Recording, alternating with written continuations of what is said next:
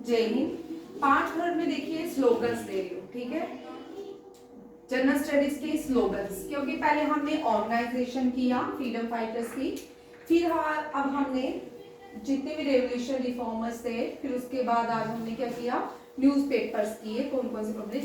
Third जो topic है वो स्लोगन्स है, ठीक है। ये सारे स्लोगन्स हम इन सबको तो डिस्कस कर चुके हैं, ठीक है। आज हमने इनको डिस्कशन नहीं करना, शॉर्ट में ये वीडियो रहेगा, ठीक है। 15 मिनट से ज्यादा नहीं रहेगा, ये भी आप देख लो। हो सकता है कई बार हम चले जाते हैं, कई बार नहीं जाते, ठीक है। बाल गंगाधर तिलक ने स्वराज मेरा जन्म सिद्ध अधिकार है, और मैं इसको लेकर रहूंगा अडॉप्टेड बाय बाल Gangadhar. Swaraj is my birth and I shall have it, ये बाल गंगाधर तिलक ने कहा। अब आज आपको एक क्वेश्चन देते हैं, ठीक है। ये कब कहा और किसने कहा, ये स्लोगन कब यूज किया, ठीक है। लाल बहादुर शास्त्री, अब यहां से थोड़ा इनका नहीं किया, ये भारत के सेकंड प्राइम मिनिस्टर थे, लाल बहादुर शास्त्री, ठीक है। ये बॉर्न हुए हैं उत्तर प्रदेश। अब उत्तर प्रदेश में कहां पे बॉर्न हुए, ये भी बड़ा इंपॉर्टेंट है। मुगल सराय, ये भी कभी कभार क्वेश्चन, मुगल सराय बॉर्न हुए हैं, ठीक है। इन्होंने स्लोगन दिया जय जवान जय किसान, और जय विज्ञान दिया किसने, अटल बिहारी वाजपेयी ने, ठीक है। अब यहाँ पे 1965 वॉर जो होती है, ये इंडिया पाकिस्तान के बीच होती है। यहाँ से दो क्वेश्चन कर लीजिएगा, चीफ ऑफ आर्मी कौन था, ठीक है। इस वॉर में चीफ ऑफ आर्मी कौन था, ठीक है। और सेकंड जो है, इसी वॉर में जो हमारे सेकंड इनको मैन ऑफ पीस कहा जाता है, मैन ऑफ पीस के नाम से जाने जाते हैं। ही डाइड इन देशबंद, ही डाइड इन USSR, ठीक है। कहाँ इनकी मृत्यु होती है, USSR। USSR में 1965 में USSR में दो पॉलिटिकल लीडर्स को बुलाया जाता है, एक इंडिया के एंड एक पाकिस्तान के, ठीक है। जो इंडिया से जाते हैं लाल बहादुर शास्त्री जी, और यहाँ से अयूब खान, इनको एक एग्रीमेंट के लिए बुलाया जाता है, और ये जो एग्रीमेंट होता है ताशकंद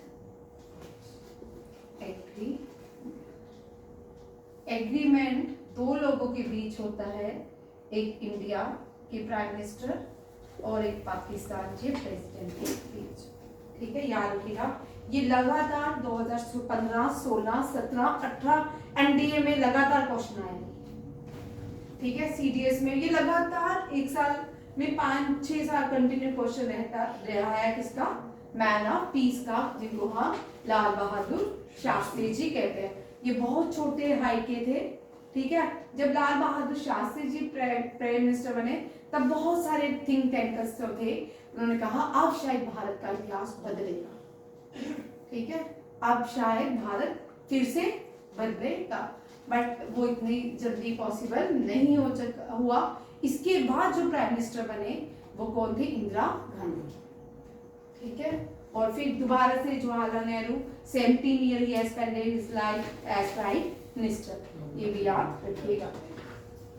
ये बड़े सही बंदे थे, भारत के प्राइम मिनिस्टर थे, ठीक है। मुगल सराय उत्तर प्रदेश को सिटी ऑफ यूपी कहा जाता है, सिटी ऑफ यूपी कहा जाता है, ठीक है। यहाँ से लाल बहादुर शास्त्री जी, अटल बिहारी वाजपेयी, JL नेहरू, चौधरी चरण सिंह और कौन से हैं, ठीक है। ये सब लोग, इंदिरा गांधी भी बॉर्न है, ठीक है। ये सही prime minister of city of Uttar Pradesh को सिटी ऑफ प्राइम मिनिस्टर भी कहा जाता है। Pandit Madan Mohan Malaviya, truth alone will win, सत्य में जयते। सत्य में जयते भारत के नेशनल सिंबल्स जो है, कितने सिंबल्स होते हैं नेशनल? 17 to 18 नेशनल सिंबल्स, ठीक है।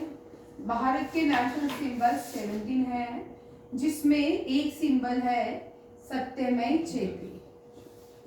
सत्य में जयते, ठीक है। ये जो सत्य में जयते हैं, इसका मतलब है ट्रूथ अलोन, ये भी यहाँ रखिएगा, ठीक है। अब ये हमने कौन सी उपनिषेदा से लिया? किस उपनिषेदा में हम किस उपनिषेदा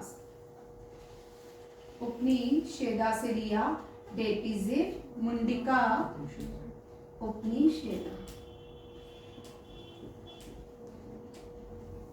और ये जो है देवनागरी स्क्रिप्ट, देवनागरी स्क्रिप्ट, इससे भी क्वेश्चन रहते हैं, ठीक है। और उपनिषेदा टोटल 104, ठीक है। ये याद रखिएगा। इस तरह आपने अगर क्वेश्चन करते जाओगे कोई मुश्किल नहीं होगा याद करने में। अगर हमने अभी यहाँ पे मदन मोहन मालवीय किया, पंडित मदन मोहन मालवीय, इन्होंने अभी हमने पढ़ा न्यूज़पेपर द हिंदू के फाउंडर भी थे। और टाइम्स ऑफ इंडिया के देखना कौन फाउंडर है, एक बार चेक करना, ठीक है। सत्य में जयते मदन मोहन मालवीय उत्तर प्रदेश से बिलोंग करते थे। कहाँ से? ये भी उत्तर प्रदेश से थे। ये फाउंडर थे बनारस हिंदू यूनिवर्सिटी के, और इनको 2018 में भारत रत्न से सम्मानित किया गया अलोंग अटल बिहारी वाजपेयी। राव बहादुर नारायण, ठीक है, राव बहादुर नारायण, ठीक है। मैं चेक करके कहीं मुझे डाउट था थोड़ा, ठीक है। ये भी याद रखिएगा। और जब Banaras was the oldest, Banaras जो है oldest city of the world है, oldest city of the world है। और बनारस में 1857 रिवॉल्ट से बॉर्न हुई है, जिसने झांसी में रिवॉल्ट किया, मणिकर्णिका। कौन? मणिकर्णिका, जिनका नाम मनु था, और फिर इनकी शादी होने के बाद रानी लक्ष्मीबाई कहलाई। रानी खूब लड़ी मर्दानी वो तो झांसी वाली रानी लक्ष्मीबाई, ठीक है। और गंगाधर राव से इनकी मैरिज हुई थी, ठीक है। ये इनकी लड़ाई किसी देश के लिए नहीं थी, हमारे देश के लिए नहीं थी। इनकी लड़ाई जो थी रानी लक्ष्मीबाई की, वो क्या थी? नहीं, लैप्स, डॉक्ट्रिन ऑफ लैप्स। किसकी? डॉक्ट्रिन ऑफ लैप्स के अगेंस्ट थी। ये डॉक्ट्रिन ऑफ लैप्स सबसे पहले सितारा महाराष्ट्र में इम्प्लीमेंट किया गया, लॉर्ड डलहौजी ने किया। और एबॉलिश किया लॉर्ड कैनिंग ने। याद रखिएगा, doctrine of lapse introduced by Lord Dalhousie and abolished by Lord Canning. Lord Canning was the last Governor General and the first Viceroy of India. ये भी याद रखिएगा। मदन मोहन मालवीय, और हमने अभी जो 2 क्वेश्चन पढ़े वो कौन से थे? लाल बहादुर शास्त्री जी, इनसे रिलेटेड ये सारे क्वेश्चंस निकलते हैं, ठीक है। और दुनिया की ओल्डेस्ट सिटी 2 याद रखिएगा, एक तो है बनारस, दूसरी है जापान का टोक्यो शहर।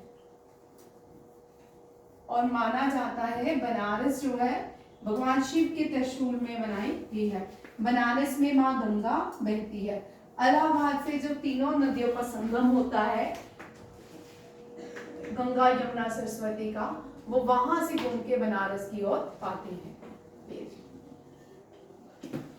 और यहाँ पे बनारस जो है गंगा के किनारे है, उत्तर प्रदेश भी गंगा के किनारे है, बिहार भी गंगा के किनारे है,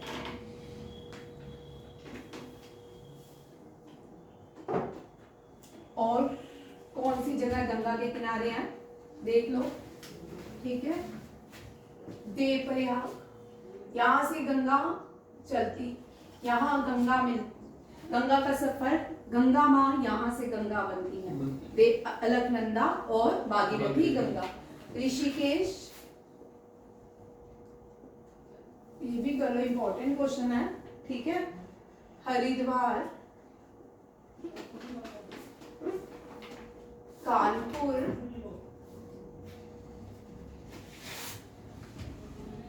Banaras, Allahabad,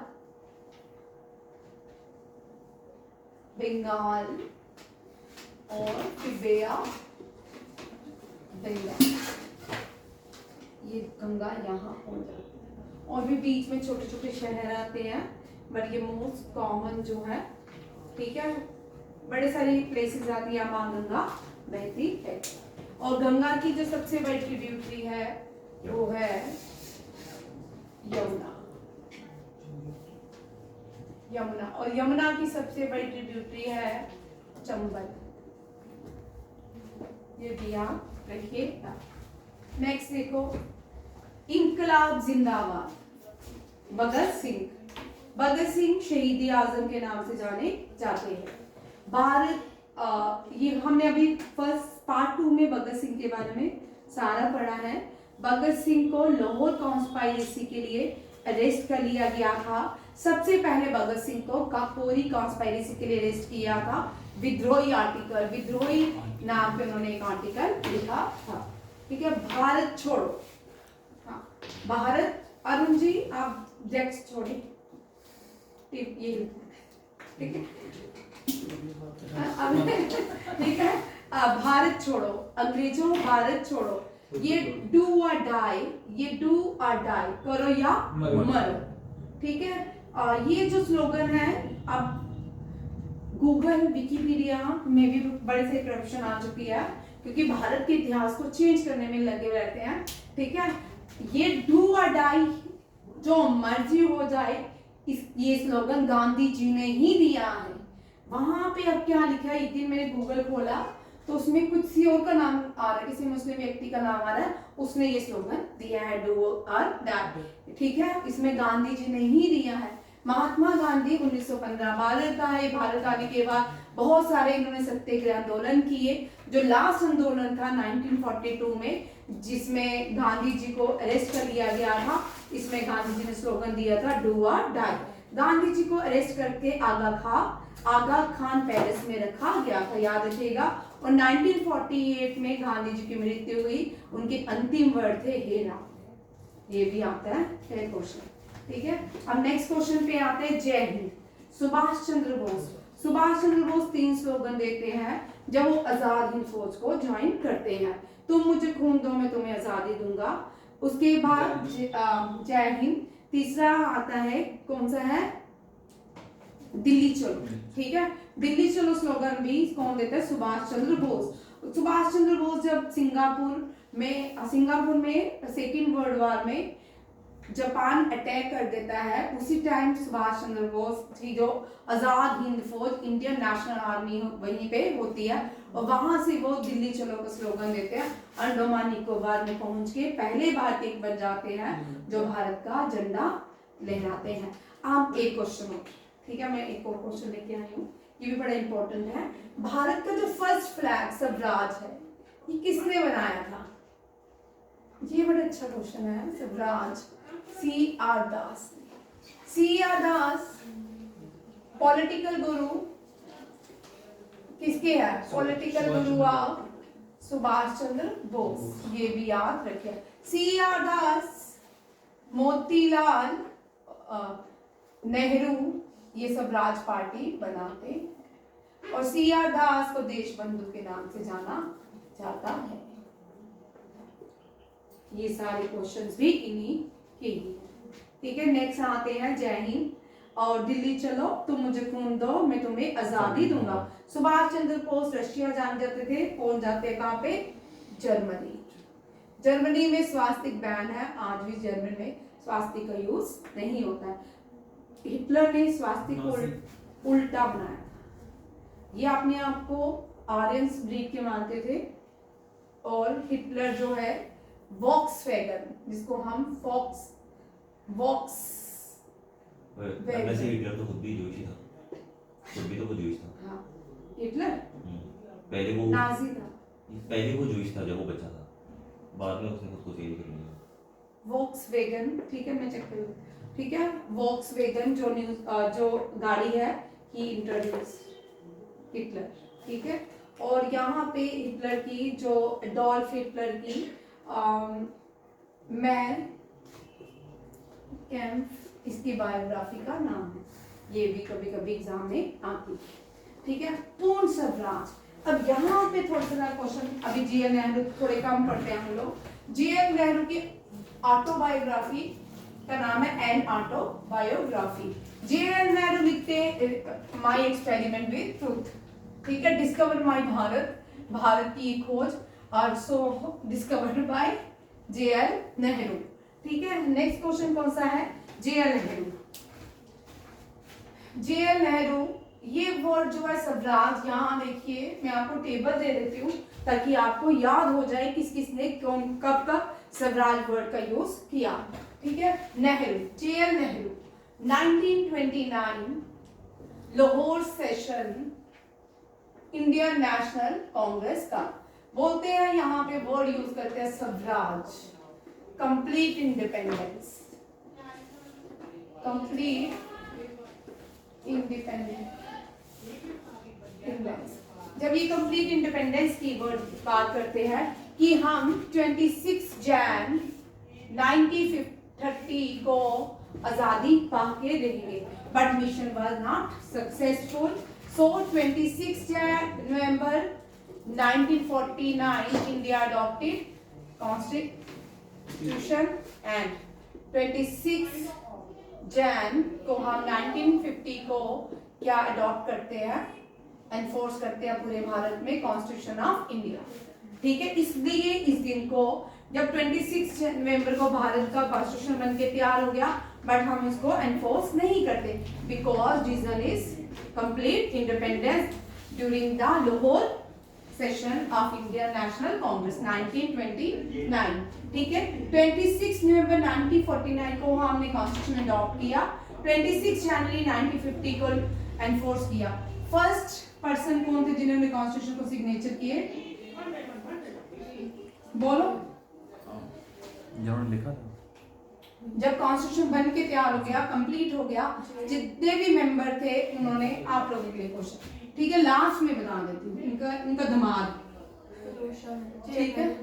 first and last person to sign constitution of India, फिर राहुल गांधी का दादा फिरोज शाह गांधी, ठीक है, पारसी, ये गांधी नहीं है, गांधी है, फिरोज शाह गांधी, ठीक है। ये राहुल गांधी के दादा, तो और ये पहले, अब आप लोग मुझे बताओगे कि JL Nehru was the first और doctor Rajendra Prasad was the first to sign Indian constitution of India, ठीक है। आप बताओ, ठीक है, चलो आपकी मान लेते हैं, ठीक।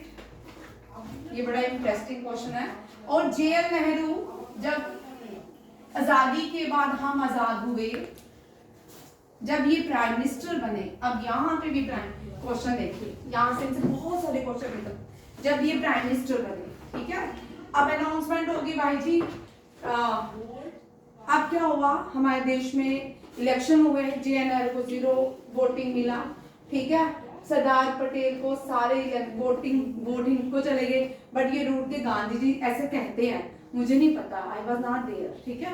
तो गांधी जी सरदार पटेल को बोलते हैं कि तू रुक जा, ये प्राइम मिनिस्टर बनने दे, ठीक है। जो पार्टीशन हुई वो यही 0 वोट की वजह से हुई, भारत के टुकड़े जो हुए ये प्राइम मिनिस्टर की वजह से, है ना।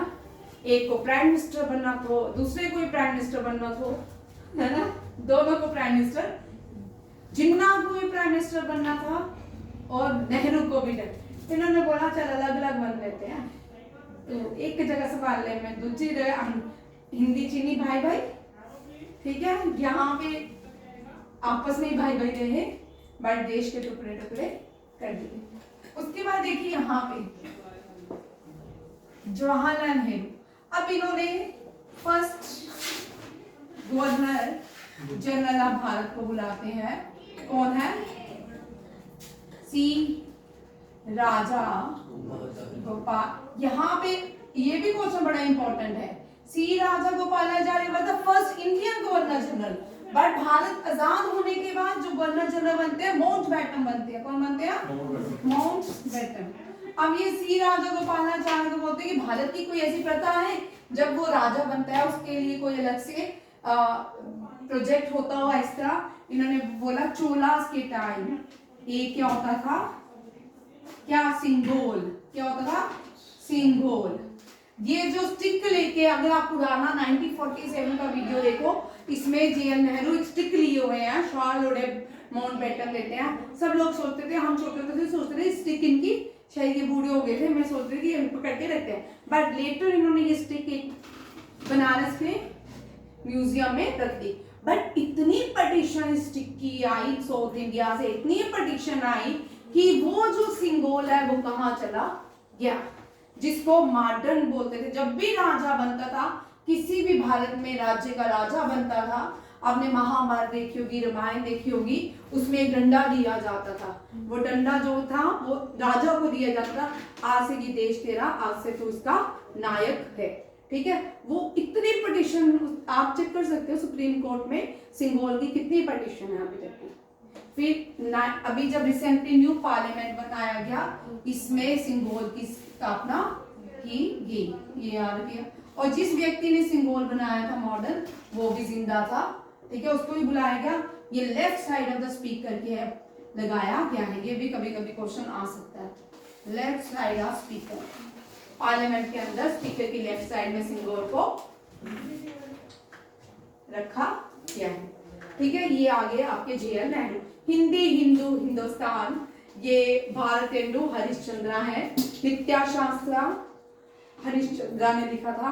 Source of classical analysis, back to Veda Dayanand Saraswati. Dayanand Saraswati ने दो स्लोगन दिए हैं, एक फर्स्ट स्वराज और दूसरा बैक टू वेदास। मंगल पांडे, मारो फिरंगियों को, मारो फिरंगियों को। ठीक है, और इनको फांसी दे दी की थी जो कार्ट्रिज थी पिगोल के फैट से बनी थी, जिसकी वजह से यहाँ पे आंदोलन हुआ था। दिल्ली चलो, सुभाष चंद्र बोस। तुम मुझे खोल दो, ये हो गया। Simon go back, Simon commission में क्या था? साइमन कमीशन भारत में आ गया। कितना मजेदार है कि इसमें कोई भी भारतीय को जगह नहीं थी, किसी भी भारतीय के लिए ही कॉन्स्टिट्यूशन बनाया था, भारतीयों के लिए लॉज बनाए थे, बट भारतीय नहीं थे। जिसका विद्रोह किया लाला लाजपत राय ने। मद्रास ने पार्टिसिपेट नहीं किया, याद रखिएगा। समाजवादी का नाश हो, ठीक है, ये Bhagat Singh. Swaraj is my birth right, Bal Gangadhar तिलक। सरफरोशी की तमन्ना भी हमने राम प्रसाद बिस्मिल। सारे जहां से अच्छा हिंदुस्तान, इनका भी बड़ा अच्छा वो है। आप देखो, इनके बारे में भी थोड़ा पढ़ लेते हैं। ठीक है, कुछ पॉइंट्स देखते हैं। ये जो सारे जहां से अच्छा हिंदू सीता हमारा, ये भी कभी कभी ना इंटरेस्टिंग, ऐसे गाना तो अच्छा है बड़ा, ठीक है ना, थोड़ा पेट्रोटिज्म अंदर अवेकनिंग होती है। बट लिखने वाले ने, जब भारत, ये लाहौर में सॉन्ग लिखा गया, तब भारत कोई पाकिस्तान देश नहीं था। ठीक है, जिसने गाना लिखा वो भारत के लिए लिखा। जब पार्टीशन हुई वो भारत छोड़ के पाकिस्तान में चले गए। कौन है? इकबाल। इनको हम मोहम्मद इकबाल के नाम से जानते हैं। इन्होंने ये जो सारे जहां से अच्छा तराने हिंद में इस नज़ाम को लिखा था। किसमें लिखा था? तराने हिंद में इस नज़म को लिखा गया था। उर्दू में लिखी थी सारे जहां से अच्छा मोहम्मद इकबाल ने। और टू नेशन जो थ्योरी थी वो दी थी सर सैयद अहमद खान ने, ये भी यहाँ। वंदे मातरम बंकिम चंद्र चटर्जी, ये इनकी बुक अनंत मत से ली गई थी। किसे? अनंत मत से। एक चीज मैं आपको बता देती हूँ, ये इनके 2-3 पॉइंट्स चेक कर लेते हैं। ये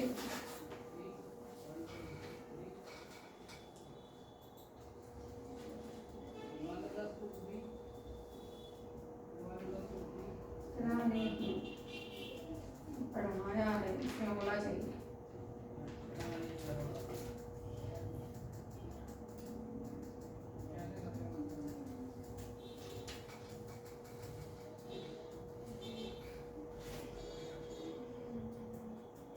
इसमें नहीं है मिल रहा, ये मैंने टॉपिक पूरा पढ़ाया है। चलो अभी आया तो फिर पढ़ाएंगे, बीच में आ ही जाएगा कहीं ना कहीं।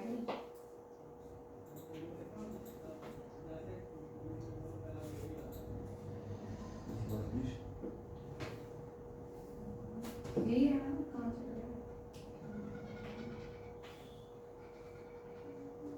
ठीक है, चलो फिर कभी पढ़ेंगे। अनंत मत, अनंत मत में भारत का नेशनल सॉन्ग वंदे मातरम गाया गया।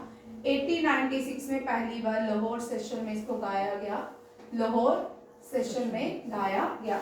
रविंद्रनाथ टैगोर ने गाया था, बंगाली में था। रविंद्रनाथ टैगोर ने नेशनल एंथम नेशनल सॉन्ग दोनों गाए, ठीक है, बंगाली में, ये भी याद। ये सरदार पटेल लिखे, पढ़ लेते हैं, ठीक है। जन गण मन, ये रविंद्रनाथ टैगोर ने गाया। अब रविंद्रनाथ टैगोर जो थे, ये भारत के बड़े सोचने की बात है, ठीक है। इनके भी पढ़ के गुरुजी के लाते हैं, लिखने में था गुरुदेव, गुरुदेव, ठीक है। लिटरेचर के लिटरेचर से बिलोंग करते हैं, तो इनको ये सबसे ज्यादा 10th में फेल हुए, ठीक है। हाँ, बहुत बार फेल हुए कि कहानियां सुनाई जाती हैं। फिर ये इनको, ये पहले भारतीय बन गए जिनको लिटरेचर के लिए नोबेल प्राइज दिया गया, ठीक है। और 1911 में ये किंग की प्रेज में नेशनल एंथम जो आज भारत का है वो गाते हैं, जन गण मन, ठीक है। और 1911 ये जो सेशन था ये भी बंगाल सेशन था, ठीक है। और 1911 में Lord heading was the viceroy, ये भी याद रखिए। और 1919 में जलियांवाला बाग मैसेकर हुआ। इनको ब्रिटेन का हाईएस्ट सिविलियन अवार्ड से सम्मानित किया जाता है, नाइटहुड से, और ये इस टाइटल को वापिस कर देते हैं, ठीक है। रविंद्रनाथ टैगोर ये पहले भारतीय जिनको नोबेल प्राइज, इन्होंने दो देशों के नेशनल एंथम लिखे, एक तो भारत, दूसरा बांग्लादेश। अब बांग्लादेश में सरकार चेंज हो गया, वहां भी इस्लामीकरण हो रहा है। ये अब इस बांग्लादेश में इस रविंद्रनाथ टैगोर के लिखे नेशनल एंथम को नहीं जानते। श्रीलंका में जो नेशनल एंथम गाया जाता है इन्हीं की ही पोइट्री से लिया गया है। 3 देशों के नेशनल एंथम इन्हीं की ही पोइट्री से लिए गए, ये भी याद रखिएगा। और ये जो है शांति निकेतन, जिसको 43rd शांति निकेतन, जिसको हम 43rd UNESCO world heritage site मानते हैं अभी, ठीक है, वो भी इन्होंने ही बनाया थी, बिल्ड बाय R.N. टैगोर। ये R.N. टैगोर, ये कहाँ पे है, ये भी कहाँ पे है, वेस्ट बंगाल में है। रविंद्रनाथ टैगोर और ये इसके ग्रैंडफादर थे रविंद्रनाथ टैगोर, किसके, रविंद्रनाथ टैगोर के। रविंद्रनाथ टैगोर जो है याद रखिएगा 1911 में नेशनल एंथम गाते हैं किंग की प्रेज के लिए। इसकी भी सुप्रीम कोर्ट में बहुत सारी पार्टीशन है कि इस नेशनल एंथम को चेंज किया जाए, जो नेशनल एंथम आजाद हिंद फौज का था, कौन से कदम कदम बढ़ाए जा, ये देश खुशी के गीत गाए जा, ठीक है, जिंदगी है कौम की, कौम पे लुटाई जा, ठीक है। ये किसने लिखा था, मैं बताओ जी, इसके ऊपर मैंने 2 वीडियो डाले हैं, 2 वीडियो डाले हैं मैंने, राम सिंह ठाकरे ने लिखा था, ठीक है, याद रखिएगा। और ये रविंद्रनाथ टैगोर जो है इनकी भी बहुत सारी पिटीशंस हैं। सरदार पटेल कर मत दो, ये बड़ा इंटरेस्टिंग केस है, ठीक है। अब कर मत दो जो सरदार पटेल ने एक मूवमेंट की, ये एडवोकेट थे बडोली मूवमेंट, सबसे बड़ी मूवमेंट मान लेती, गांव के लोगों ने ही सरदार को, बडोली मूवमेंट थी, टैक्सेस देने के लिए पैसे नहीं थे, तो सरदार पटेल कितने इंटेलिजेंट होंगे कि इन्होंने अंग्रेजों को यहाँ पे टैक्स नहीं देने पे टैक्स फ्री पास वो करवा दिया, फेल ही हो गया एक तरह का मिशन उनका, और ये सक्सेसफुल हो गए। जब भी एक ब्रिटिशर इनके गांव में जाता, वो पहले ही खबर ले लेते थे कि आज इसके घर में जाना, उसको बोलते तो ताला लगा, इस जगह चले जा, फिर जाए, अगर 10-20 टाइम्स के जब जाए ताला लगा होता था। इस तरह वो इतने थक गए और पूरे गांव बडोली विलेज का टैक्स ही माफ कर दिया गया, और यहाँ पे सरदार पटेल स्लोगन देते हैं कर मत दो, ठीक है, और गांव के ही लोगों ने, महात्मा गांधी ने इनको यहाँ पे सरदार का टाइटल दिया। Sardar Patel iron man of India कहलाते हैं, आयरन मैन ऑफ इंडिया कहलाते हैं, बिस्मार्क ऑफ इंडिया कहलाते हैं, बिस्मार्क ऑफ इंडिया कहलाते हैं Sardar Patel. Statue of Unity सबसे बड़ा स्टैचू है, वो भी dedicate to Sardar Patel. First home minister है भारत के, थे तो फर्स्ट वो ही बाहुबली देखी होगी, फर्स्ट प्राइम मिनिस्टर थे, बट ये फर्स्ट इनकी किस्मत में रहा योग नहीं था, तो ये क्या बन गए, होम मिनिस्टर। संपूर्ण क्रांति सबसे बड़ा रेवोल्यूशन, जो कंगना रनौत की इमरजेंसी देखी है, अभी आई है कि नहीं, आ गई है। आ गई है, आ गई है। हाँ। तो ये मूवी, इस बंदे को दिखाया गया जयप्रकाश नारायण, सबसे बड़ा आंदोलन जो है इंदिरा गांधी के लिए जयप्रकाश नारायण ने छेड़ा था। राम हराम है, Jawaharlal Nehru, cast off you laziness, Bankim Chandra Chatterjee, Vande Mataram, दुश्मनों की गोलियों का हम करेंगे सामना, आजाद है आजाद रहेंगे, आजाद ही मरेंगे, चंद्रशेखर आजाद। इन लोगों की वजह से हमें आज आजादी मिली, और आज हम इन लोगों को ही भूल चुके हैं, ठीक है। और जब हम इन लोगों की बात करते हैं तब हमारे देश में रिलीजन बातें हो जाती हैं, ठीक है नहीं। ये सुभाष चंद्र बोस, चंद्रशेखर आजाद, राम प्रसाद बिस्मिल, भगत सिंह, सुखदेव, राजगुरु, ये बहुत पायनियर्स थे भारत के लिए। अगर ये लोग आज जिंदा होते, अगर आई कैबिनेट में होते उस टाइम, शायद भारत का नक्शा कुछ और होता, ठीक है। थैंक यू, जय हिंद।